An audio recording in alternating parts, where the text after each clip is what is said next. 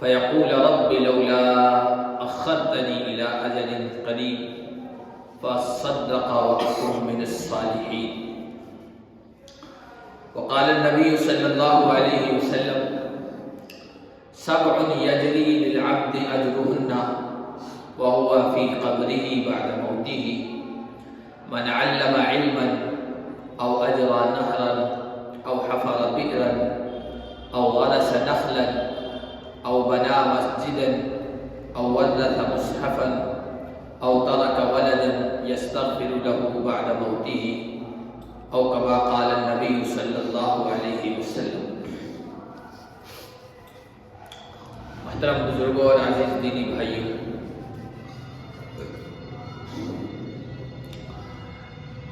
اللہ تعالیٰ نے یہ دنیا بنائی ہے اور اس دنیا کا جوڑا آخرت بنایا ہے.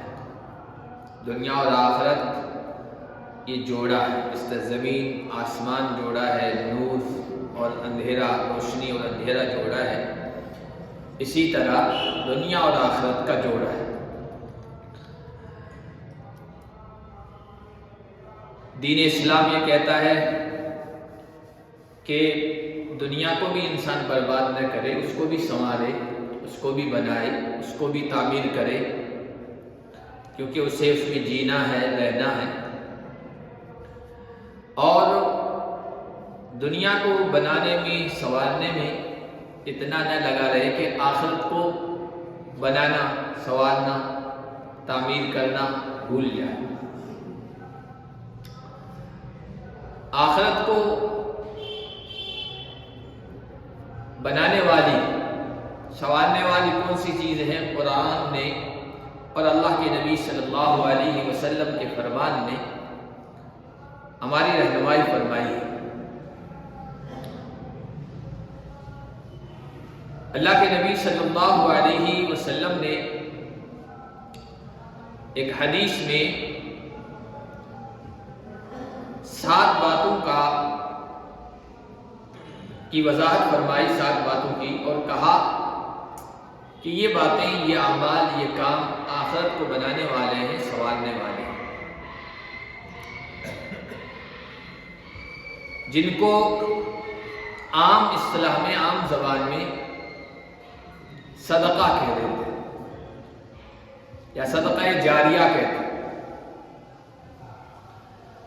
نبی پاک صلی اللہ علیہ وسلم نے ارشاد فرمایا، یہ چیزیں میزان جس میں اعمال تلیں گے، ترازو جس میں اعمال رکھے جائیں گے، اس کو بھاری کرنے والی چیزیں، بھاری کرنے والے اعمال اور بندے کو کامیابی دلانے والے یہ کام ہیں.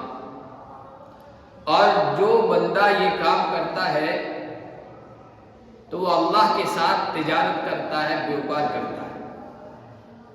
اور اللہ کے ساتھ تجارت کا معاملہ کرنے والا، بیوپار کا معاملہ کرنے والا کبھی گھاٹے میں نہیں رہے. قرآن کریم میں بیان فرمایا اللہ تعالیٰ نے: ان الذین یتلون کتاب اللہ واقاموا الصلاۃ وانفقوا مما رزقناهم سرا وعلانیہ یرجون تجارتا لن تبور.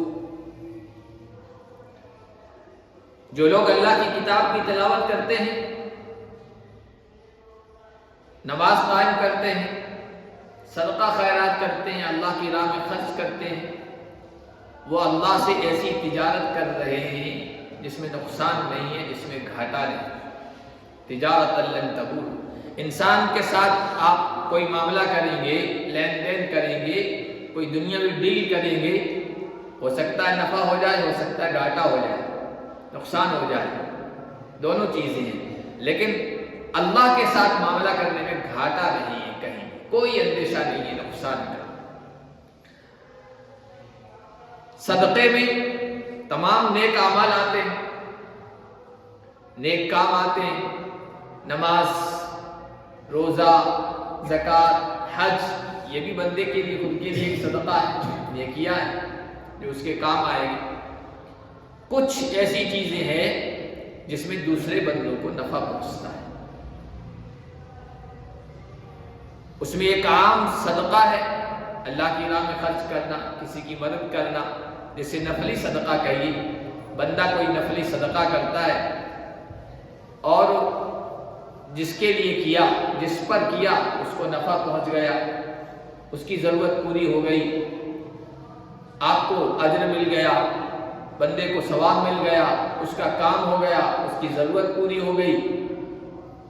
یہ بھی صدقہ ہے، بڑے اجر و ثواب کا کام ہے، بڑے فائدے کا کام ہے. کسی انسان کو بھوکا دیکھا، اس کے لیے کھانے کا انتظام کر دیا، چاہے گھر پہ کھلا دیا، چاہے پیسے دے دیے ہوٹل پہ، وہ کھا لے، اس کا پیٹ بھر گیا، یہ بھی صدقہ ہے، بڑے نفع کا کام ہے، بڑے اجر و ثواب کا کام ہے. کوئی بیمار تھا، دوائی کے لیے، علاج کے لیے پیسے نہیں ہیں، آپ نے تعاون کر دیا، اس کی دوائی کا انتظام کر دیا، یہ بھی صدقہ ہے.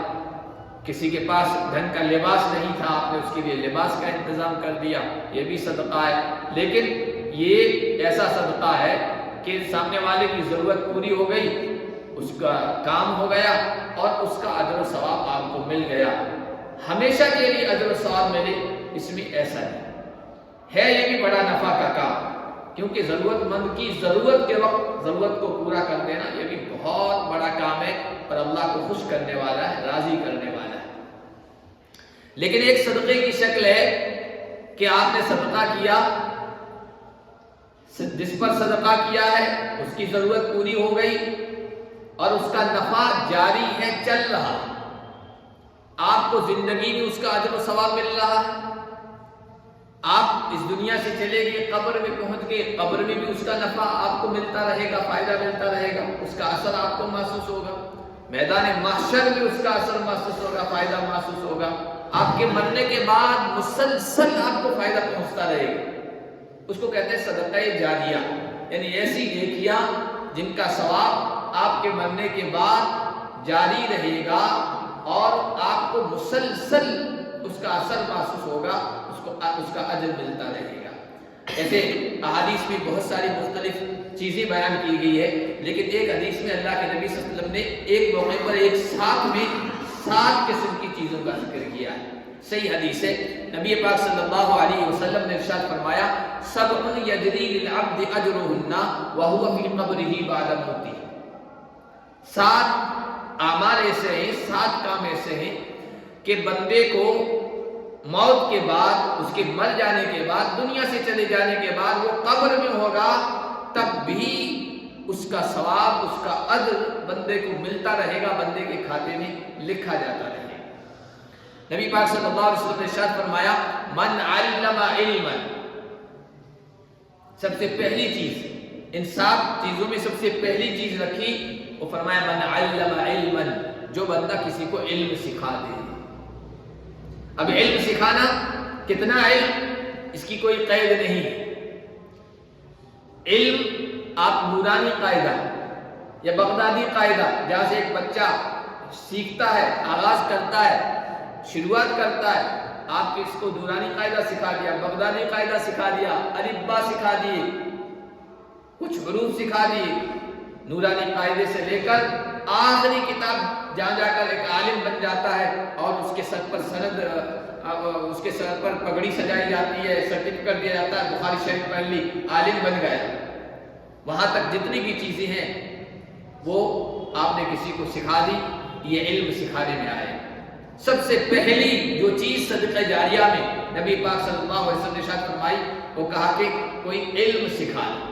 اب علماء کرام نے کہا کہ ہر بندہ تو علم سکھا نہیں سکتا ہے، تو علم سکھانے والے ہیں ان کے کاموں میں ہاتھ بٹا دے تو یہ بھی اس کے لیے صدقہ جاریہ ہو جائے گا. ہر بندہ قرآن نہیں پڑھا سکتا ہے، ہر بندہ عربی نہیں پڑھا سکتا ہے، ہر بندہ تفسیر نہیں پڑھا سکتا ہے، ہر بندہ حدیث نہیں پڑھا سکتا ہے، بڑی کتابیں نہیں پڑھا سکتا ہے. تو ان کے کاموں میں ہاتھ بٹا دے، جو اس کام میں لگے ہوئے ہیں وہ بھی علم سکھانے والوں میں شامل ہو جائے گا اور اس کے لیے یہ صدقہ جاریہ ہوگا. اب یہ جتنے بھی علم سکھانے والے مدارس ہیں، مکاتب ہیں، کئی مساجد میں بھی درسگاہیں لگتی ہے، قرآن سکھایا جا رہا ہے، بچے سیکھ رہے ہیں، پڑھانے والے پڑھا رہے ہیں، پڑھنے والے پڑھ رہے ہیں، یہ سب علم سیکھنے اور سکھانے میں آ جائیں گے. تو آپ دیکھیے یہ جو مدارس ہیں جہاں آپ کا تھوڑا تھوڑا پیسہ جاتا ہے، ہر ایک اپنی اپنی گنجائش کے حساب سے دیتا ہے، آپ کسی کو چندے کرنے والے نے اعلان کر دیا، آپ نے اپنی گنجائش کے حساب سے جیسا ہے ویسا دے دیا، لیکن یہ تھوڑا تھوڑا کر کے بڑا ہو جاتا ہے اور مدرسوں کا خرچ اس سے چلتا ہے۔ اب یہ مدرسے جو چل رہے ہیں یہ آپ کی آخرت بنانے کی فیکٹریاں ہیں۔ شروع میں ہم نے کہا دنیا بھی بنانے کو کہتا ہے، ایسا نہیں کہ دنیا کو بگاڑ دو، لیکن دنیا کو بنانے اور سنوارنے میں آخرت کو بنانا اور سنوارنا بھول جائیں، یہ بھی نہیں سکھاتا۔ تو اب آپ نے علم سکھا دیا یا علم سکھانے میں تعاون کر دیا، مدد کر دی، اب وہاں بچے سیکھ رہے ہیں، عالم بن رہے ہیں، قرآن پڑھ رہے ہیں، تفسیر کے ماہر بن رہے ہیں، یہ سب علم سکھانے میں یہ آپ کے صدقہ جاریہ میں شامل ہوگا اور آپ اس دنیا سے چلے جائیں گے۔ جو مدرسہ بن گیا وہ پھر قائم ہے، آج تک آپ دیکھیے کئی سو سال مدرسوں کو بنے ہوئے ہو گئے، جن لوگوں نے اس وقت پیسے خرچ کیے وہ تو اس دنیا سے کئی سو سال ہو گئے گزر گئے، لیکن آج تک ان کے کھاتے میں وہ اجر جاری، ثواب جاری اور پارسل کے پارسل بھیجے جا رہے ہیں ان کی قبر میں، اور کل قیامت کے دن بھی کام آئے۔ کتنا بڑا ہے، کتنی بڑی فضیلت ہے۔ اس لیے حضرت امام احمد بن حنبل رحمۃ اللہ علیہ فرمایا کرتے تھے کہ علم والے یہ سب سے افضل لوگ ہیں، جتنے بھی نفلی کام ہیں ان سب سے افضل علم سیکھنا اور سکھانا ہے۔ جہاد کے بارے میں کہا گیا اسلام کی سب سے اونچی چوٹی ہے، لیکن جہاد، نفلی جہاد پر بھی علم کو فضیلت دی گئی، مجاہدین پر علماء کو فضیلت دی گئی۔ حدیث کی روشنی میں امام احمد بن حنبل فرمایا کرتے تھے اہل علم سب سے زیادہ بندوں کو نفع پہنچانے والے ہیں، یدعون من ضل الى الهدى، کیوں؟ یہ اہل علم وہ ہیں جو گمراہ لوگوں کو ہدایت کی طرف لے آتے ہیں، وَيَصْبِرُ مِنْهُمْ عَلَى الْأَذَى، اور جب لوگوں کو بتاتے ہیں، بیان کرتے ہیں، واضح کرتے ہیں، دین کی باتیں بتاتے ہیں، ہر ایک کو تو اچھی نہیں لگتی، تو بہت سارے لوگ ان کو تکلیف بھی پہنچاتے ہیں، تو تکلیف پر وہ صبر کرتے ہیں۔ یحیون بکتاب اللہ الموتى، یا اللہ کی کتاب قرآن کی آیتیں سنا کر، اللہ کے نبی کے فرمان سنا کر مردہ لوگوں کو زندہ کرتے ہیں، کیونکہ جاہل مردہ ہے، اب علم کے ذریعے سے ان کو زندہ کر رہے ہیں۔ وَيُبْصِرُونَ بِنُورِ اللَّهِ أَهْلَ الْعَمَىٰ، جو جہالت میں ہیں وہ اندھے ہیں، قرآن ان کو اندھا کہتا ہے، یا اللہ کی کتاب کے نور کے ذریعے سے اندھوں کو بینائی عطا کر رہے ہیں، علم کی روشنی عطا کر رہے ہیں۔ فَكَمْ مِنْ قَتِيلٍ لِإِبْلِيسَ أَحْيَوْهُ، کتنے سارے ایسے لوگ ہیں جو شیطان کے پھندوں میں پھنس گئے ہیں، شیطان نے ان کو قتل کر دیا، مار دیا، گمراہی میں ڈال کر۔ یہ لوگ علم پھیلا کر ان کو علم کی باتیں پہنچا کر ان کو زندہ کر رہے ہیں۔ وَكَمْ مِنْ ضَالٍ تَائٍ قَدْ هَدَوْا، کتنے گمراہ ہیں، کتنے بھٹکے ہوئے ہیں، ان کے علم کے ذریعے سے، ان کے وعظ و نصیحت کے ذریعے سے راہ راست پہ آئے۔ فَمَا أَحْسَنَ أَثَرَهُمْ عَلَى النَّاسِ، امام احمد بن حنبل فرماتے ہیں لوگوں پر ان کا اثر کتنا زیادہ ہے، نفع کتنا زیادہ ہے ان کے علم کا، قرآن کریم کو سنانے کا، اللہ کے نبی صلی اللہ علیہ وسلم کے فرمان کو کھول کر بیان کرنے کا سب سے زیادہ فائدہ لوگوں پر اثر اہل علم کا ہے۔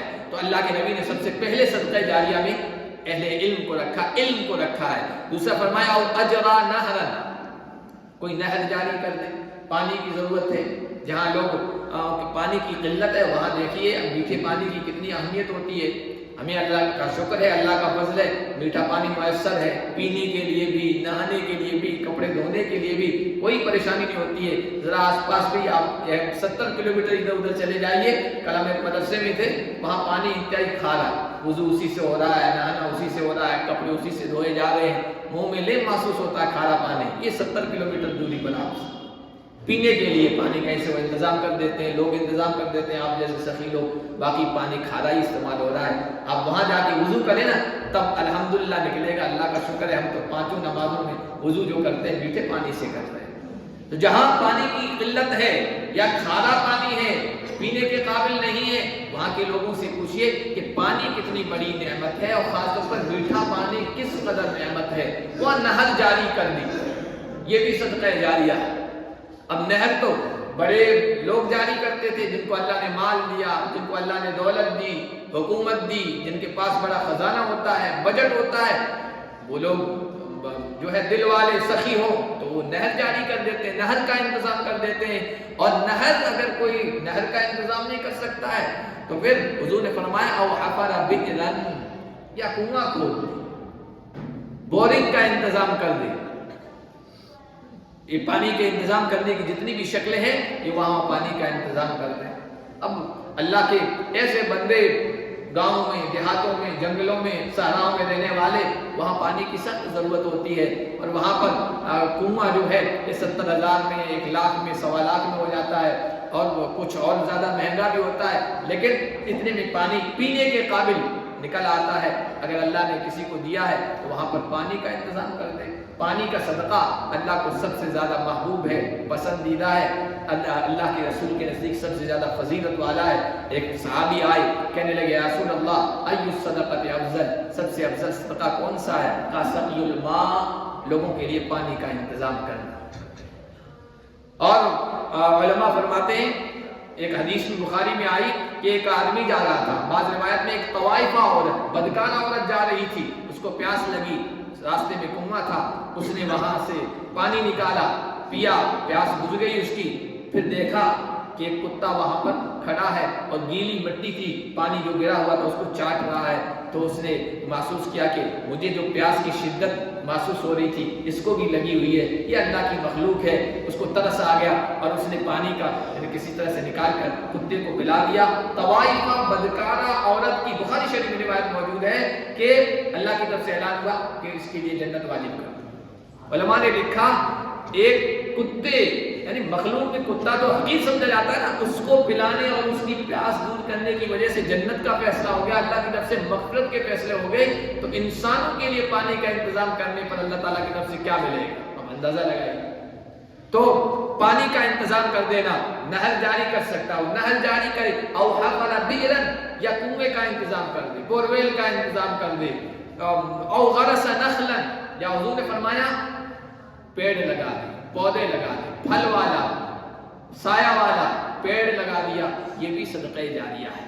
نبی پاک صلی اللہ علیہ وسلم نے ارشاد فرمایا ما من مسلم یغرس غرسا او یزرع زرعا فیأکل منه طیر او انسان او بہیمۃ الا کان له به صدقہ. جو کوئی مسلمان کوئی پودا لگاتا ہے، پیڑ لگانے کا انتظام کرتا ہے یا کھیتی کرتا ہے، اور پھر اس پیڑ پودے میں سے کوئی پرندہ فائدہ اٹھاتا ہے، کوئی انسان فائدہ اٹھاتا ہے، کوئی چوپایا فائدہ اٹھاتا ہے، اس کے پھل میں سے یا اس کے سائے میں سے، الا کان لہ بہ صدقہ، مگر یہ اس لگانے والے کے لیے صدقہ ہوتا ہے.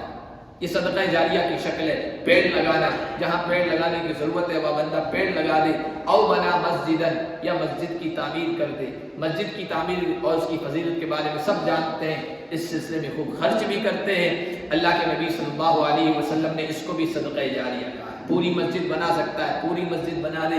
حدیث میں تو آیا کہ مفحص قطات، ایک پرندہ ہوتا ہے، اس کا جو انڈا ہوتا ہے یا اس کے بیٹھنے کی جگہ ہوتی ہے یا اس کا جو گھونسلہ ہوتا ہے اس کے برابر، آپ گھونسلے کے برابر آپ مسجد بنائیں گے، اس میں نماز پڑھنے کی جگہ تھوڑی ہوتی ہے. لیکن علماء نے لکھا یہ اصل میں اجر و ثواب کو، مسجد بنانے کی اہمیت کو بیان کرنے کے لیے کہ اگر ایک اینٹ کے برابر، ایک گھونسلے کے برابر بھی آپ نے مسجد میں حصہ لگا دیا نا، وہ آپ کے لیے صدقہ جاریہ ہوگا. اب مسجد تو قیامت تک مسجد رہے گی اور ہمیشہ اس میں نیک اعمال ہوتے رہیں گے. 5 وقتہ نماز تو ہوگی ہی ہوگی، قرآن کی تلاوت ہوگی، ذکر کے حلقے ہوں گے، تفسیر ہوگی، قرآن کا بیان ہوگا، حدیث کی تشریح ہوگی، تعلیم کے حلقے ہوں گے، یہ سب مسجد میں ہوتا رہے گا.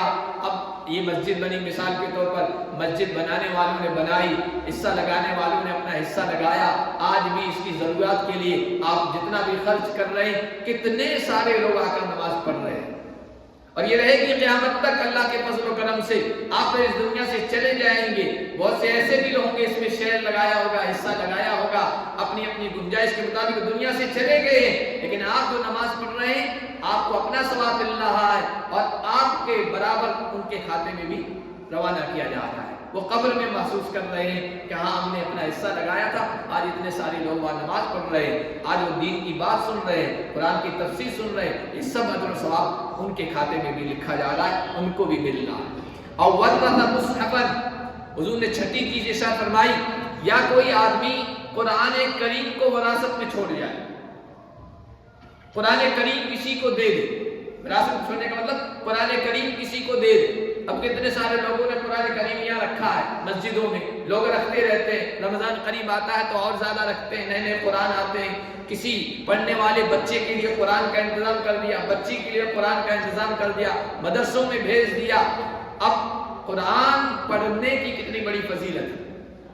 حدیث میں آیا کہ من سرہ ان یحب اللہ ورسولہ فلیقرأ فی المصحف، جس آدمی کو یہ بات خوش کرے کہ وہ اللہ اور اس کے رسول سے محبت رکھے تو وہ قرآن کو پڑھے، قرآن کی تلاوت کرے۔ اب قرآن کی تلاوت کرے گا، ایک بندہ پڑھے گا الف لام میم، 30 نیکیاں لکھی جا رہی ہیں، 30 نیکیاں صرف الف لام میم کے پڑھنے سے لکھی جا رہی ہے۔ جو پڑھ رہا ہے اس کو تو اتنا اجر و ثواب مل رہا ہے، لیکن جس نے قرآن کریم دیا، ہدیے میں دیا، گفٹ میں دیا، للہ دیا، اس کو بھی اجر و ثواب مل رہا ہے۔ کتنا بڑا صدقہ جاریہ ہے اور کتنا بڑا نفع کا کام ہے۔ اب علماء کرام نے لکھا، عام طور پر لوگ کیا کرتے ہیں کہ قرآن کریم لا کر مسجد میں رکھ دیتے ہیں، حالانکہ مسجدوں میں پہلے سے قرآن کریم اتنے پڑے ہیں کہ ضرورت کے بقدر ہے۔ اب ضروری نہیں ہے کہ آپ قرآن کریم ہی رکھیں، بہت ساری جگہیں ایسی ہیں جہاں قرآن کریم کو سمجھنے کے لیے جن چیزوں کی ضرورت ہے، جن کتابوں کی ضرورت ہے، ڈکشنری کی ضرورت ہے، عربی کی کتابوں کی ضرورت ہے، جو قرآن کریم کو سمجھنے میں مددگار ہوتی ہے نا، آپ وہاں اس چیز کا انتظام کر دیں، ان کتابوں کا انتظام کر دیں، تو بھی قرآن کریم ہی کو وراثت میں چھوڑنا سمجھا جائے گا، اور یہ بھی صدقہ جاریہ ہو۔ اس لیے کہ قرآن کریم ہر بندہ رکھتا ہی رکھتا ہے، اپنے پاس رکھتا ہے، مسجدوں میں رکھتا ہے، لیکن ضرورت ہے دوسری کتابوں کی جو علم کو پھیلانے والی ہے، علم کی خدمت کرنے والی ہے، تو ان میں وہ مدد کر دے، تعاون کر دے اور اس کا سلسلہ جاری فرما دے، تو یہ بھی صدقہ جاریہ بھی ہے۔ او ترک ولدا یستغفر له بعد موته، یا حضور نے فرمایا اس 7ویں قسم صدقہ جاریہ کی، اولاد چھوڑ جائے، ایسی اولاد جو اس کے مرنے کے بعد بھی اس کے لیے استغفار کرتی رہے، مغفرت کی دعا کرتی رہے، اللہ سے اس کے لیے مانگتی رہے۔ یہ اسی وقت ہوگا جب آپ اپنی اولاد کی صحیح تربیت کریں۔ جو اولاد فرما بردار ہوتی ہے، نیکی کی راہ پر جس کو آپ چھوڑ کے جاتے ہیں، وہ اللہ کی بھی عبادت گزار بنتی ہے، والدین کی بھی فرما بردار بنتی ہے، اور والدین کے چلے جانے کے بعد بھی خود بڑی ہو جاتی ہے لیکن والدین کو کبھی فراموش نہیں کرتی ہے۔ حضرت مفتی شفیع صاحب رحمۃ اللہ علیہ بڑے عالم گزرے ہیں، اس وقت ان کے صاحبزادے ہیں مفتی تقی صاحب، دنیا میں نمبر 1 کے عالم ہیں، بڑے عالم ہیں۔ تو حضرت مفتی شفیع صاحب کے والد صاحب کے بارے میں آیا، جب ان کی عمر 80 سال کی تھی تو انہوں نے اپنے بیٹے کو بلایا اور کہا کہ بیٹا، والدین کے اس دنیا میں چلے جانے کے بعد اولاد بھول تو جاتی ہے، چاہے کچھ عرصے کے بعد بھولے لیکن بھول جاتی ہے، لیکن تم جلدی مت بھولنا۔ حالانکہ خود عالم تھے، بڑے مفتی تھے، تم جلدی مت بھولنا۔ اب چونکہ بچے کو پڑھایا تھا، صحیح تربیت کی تھی، بڑا عالم بنا ہے، وہ کیسے بھولتا؟ جب یہ واقعہ بیان کر رہے ہیں خود بوڑھے ہو چکے تھے، اتنی عمر کے ہو چکے تھے، اور یہ واقعہ بیان کر رہے ہیں کہ اللہ کا فضل و کرم ہے کہ کبھی اپنے والدین کو میں نے فراموش نہیں کیا ہے، اور نیک اولاد کبھی فراموش نہیں کرتی ہے۔ رمضان آتا ہے تو ان کے نام کا صدقہ خیرات کرتے ہیں، قربانی آتی ہے، خود بڑی ہو جاتی ہے، اس کے خود کے پوتے آ گئے، لیکن اپنے والدین کو جو اس دنیا سے چلے گئے فراموش نہیں کرتے، ان کے لیے قربانی کر کے ایصال ثواب کرتے ہیں، دوسرے ثواب کی شکلیں اختیار کرتے ہیں۔ تو کوئی اپنی اولاد چھوڑ کے جائے جو اس کے بعد مغفرت کی دعا کرتی رہے، یہ بھی صدقہ جاریہ کی شکل ہے۔ قبر میں بتایا جاتا ہے، حدیث شریف میں آیا کہ ان الرجل لترفع درجته فی الجنہ، جنت میں ایک بندے کا درجہ بلند کیا جاتا ہے، اس کے مرنے کے بعد اس کا درجہ بلند کیا جاتا ہے، تو وہ کہتا انا ھذا، یہ درجہ میرا بلند کیسے ہوا، یہ کس نے کیا کام کیا، میں تو اس دنیا سے چلا آیا جو اعمال والی دنیا تھی۔ فیقال باستغفار ولدک لک، کہا جاتا ہے آج تمہاری فرما بردار اولاد نے تمہارے لیے دعا کی ہے اور اس کے بدلے تمہارا درجہ بلند کیا گیا ہے۔ تو اللہ کے نبی صلی اللہ علیہ وسلم نے یہ 7 شکلیں صدقہ جاریہ کی بتائی ہیں، یعنی ایسے اعمال کہ آپ کے زندہ ہیں جب تک آپ کو اجر و ثواب ملتا رہے گا، قبر میں پہنچ جائیں گے اس وقت بھی ملتا رہے گا، بعد میں ہمیشہ ملتا رہے گا صدقہ جاریہ کی شکل میں۔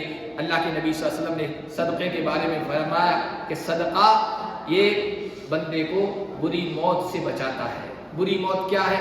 حادثے میں مرنا، آگ میں جل کے مر جانا، کسی چیز کے نیچے دب کے مر جانا، پانی میں ڈوب کے مر جانا، اچانک مر جانا کہ توبہ کا موقع ہی نہ ملے، سنبھلنے کا موقع نہ ملے، یہ سب حادثاتی موت ہیں جن کو بری موت کہا گیا۔ بندہ صدقہ کرتا رہتا ہے، چاہے نفلی صدقہ ہو چاہے صدقہ جاریہ کی شکل ہو، بری موت سے یہ بچاتا ہے، رب کے غضب سے بچاتا ہے۔ اور اللہ کے نبی نے فرمایا کہ ایک صحابی آئے، کون سا صدقہ سب سے بڑا اجر میں بڑا ہوا ہے؟ حضور نے فرمایا اللہ کی راہ میں تم اس وقت دو جب کہ تم تندرست ہو اور دل میں لالچ بھی ہو کہ ابھی اگر دے دوں گا میرے اولاد کا کیا ہوگا، آگے میرے کیا حالات بنیں گے، تخشى الفقر، فقر و فاقے کا اندیشہ بھی ہو، مالداری کی امید بھی ہو۔ اور دیکھو ایسا نہ بننا کہ جب سانس یہاں تک آ پہنچے حلقوم تک تب تم کہو اتنی فلاں مسجد میں دے دینا، اتنا فلاں مسجد مدرسے میں دے دینا، اتنا فلاں غریب کو دے دینا اور اتنا فلاں محتاج کو دے دینا۔ نہیں، یہ اتنا ختم، اب یہ تو وارثوں کا ہو گیا، اب تمہارا کچھ نہیں ہے۔ تندرستی میں خرچ کرنا یہ سب سے اجر اور ثواب میں بڑا ہوا صدقہ ہے۔ اللہ پاک صدقہ جاریہ کی جتنی بھی شکلیں ہم سب کو انجام دینے کی توفیق عطا فرمائے۔